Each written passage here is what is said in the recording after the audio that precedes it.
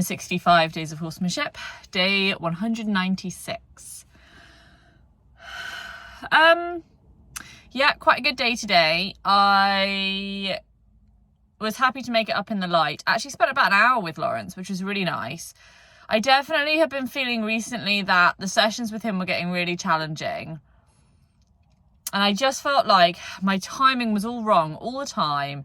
And I was just annoying him all the time. And I had Elsa's week 6 class last night, which was really good and just really motivated me, I think. Kind of gave me some clarity, I think.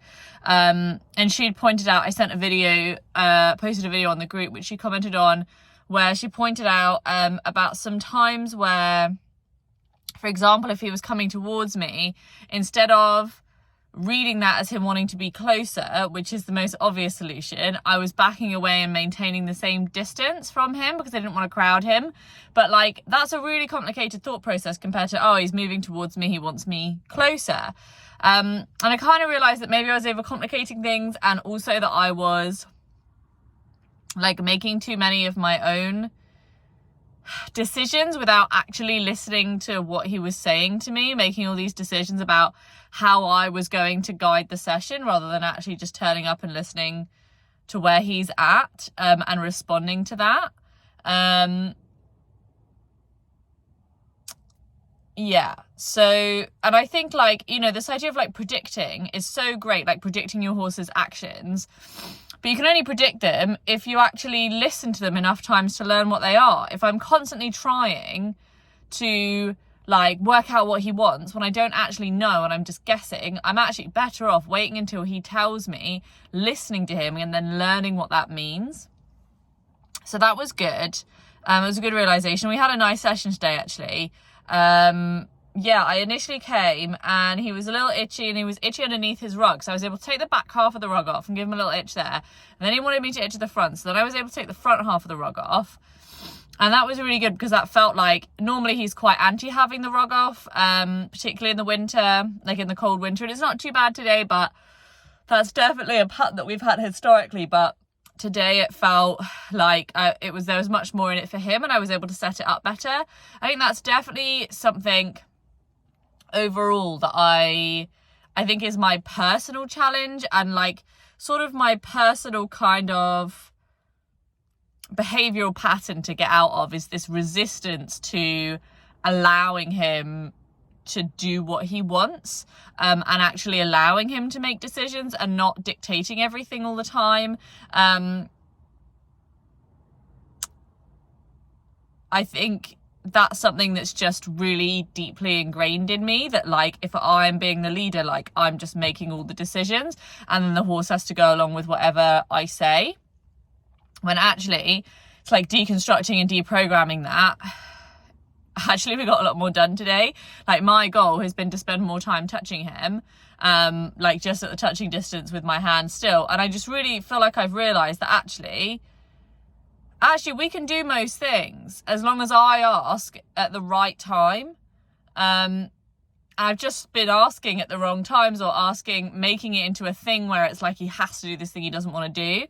So today I took the rug off and I was scratching, and it wasn't really great to begin with. It was like we were searching and searching, and then I started scratching him along his dorsal line, which I've never actually done in all the time that I've had him. I'll often like scratch or massage like either side, like on the muscles, but I've never actually scratched like right where the spine is. Oh my goodness, he was so itchy. I was doing that for ages. And we really were able to get to a good place where he was like rocking his weight back and forth. He wasn't feeling the need to move his feet, which was really cool.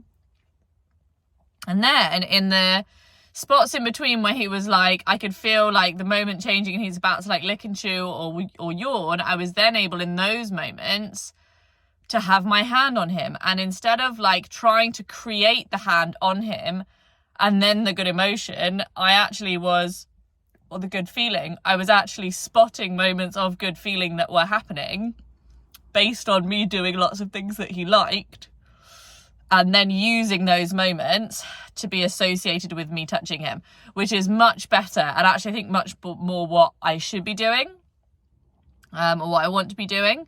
It felt much more successful for both of us. It felt much more comfortable. I played with that for quite a while, and I was then actually able to put the halter on and play for 5 minutes with the halter, which was really cool because that's what I'd said I wanted to do with all this fitness stuff. He really enjoys Spanish walk, so I was actually able to ask him for a bit of Spanish walk, and then that really got his energy up, and he was really energetic, and like I was able to ask a lot of questions, like, should we walk places, should we go here, should we go there? And for 5 minutes I really had him.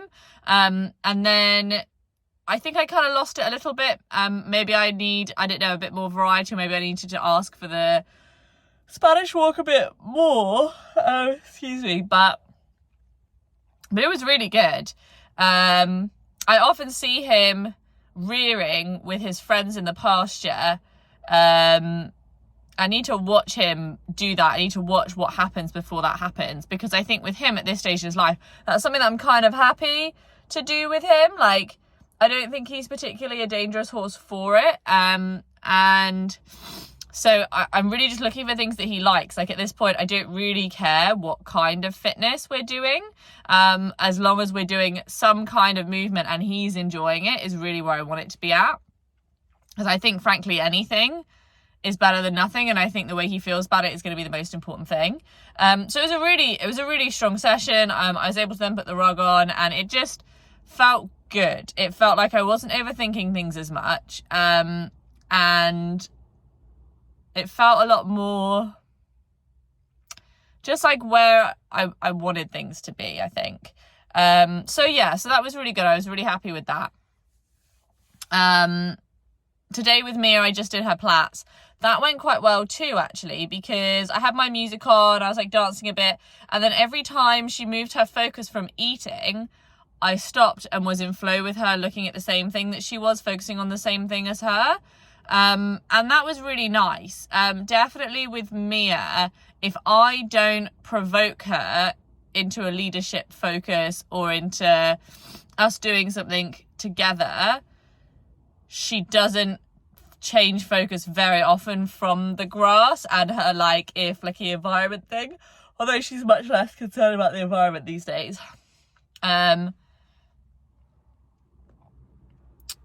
But it felt good, and there were a couple of times as well where other horses got really close, and then because I was doing her plats, I didn't want to drop the plat, so what I ended up doing was coming up around in between Mia and this other horse, whoever it was, and just like moving a lot, like moving from side to side, and the other horse was just like, oh, that's a lot of energy, I don't want to be over there, without me having to like deliberate like move them away or like chase them in any way. I just made it a more active place to be, and that worked quite well. And a couple of times after that she sighed, which felt really good, and I just felt generally quite happy about that. So it was a good session, definitely. It was really nice to spend so long with Lawrence and to have that go so well. I definitely feel encouraged by that. I think I just wish I had more time.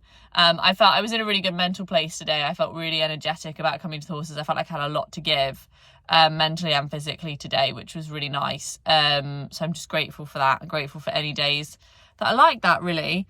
Quite a good one.